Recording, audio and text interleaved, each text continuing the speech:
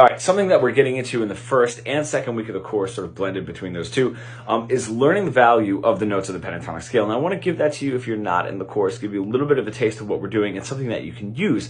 This is the thing. A lot of people are afraid of theory, right? But if you're playing your pentatonic scale, right, and you know where those root notes are, okay, already you've started to get into theory. You know those root notes. You know the value of that. That's a very home-based feel, right? If you want to take this to other parts of the neck, you're going to know where those root notes are.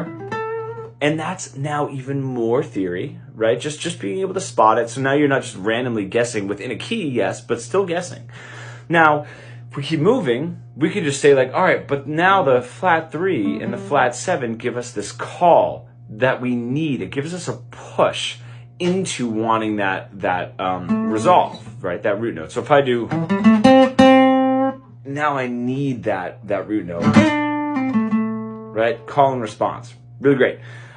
To double down on that, right? The call and the response can be pretty drastic. So now if you're going too much response, you know, too much of the root note, which is what a lot of us usually do because it feels very safe, it feels very at home, we're giving it away too much, right? That devalues it.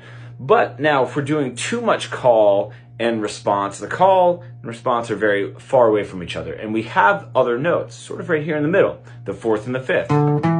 And what that does is sort of soften the call, or it can double down on the response. What I mean by that is if I have my call, my flat 3, or flat 7, if I now move to one of the neutral notes, the 4th or the 5th, right, I'm still within a call. I'm still in the call, right? It softens up a little bit, so I'm just sort of doubling down on it without adding more tension, and now I can resolve it. Now, if I'm resolved, I'm still sort of stuck on that resolve. Now, the 4th and the 5th, they sort of bring us back and create motion because we're not on the root note, but they don't push us drastically to get to that root note the way that the call does. Now, there's no reason not to be learning all of this stuff as you're learning the pentatonics up and down the neck, because otherwise we're just hitting random notes within the key.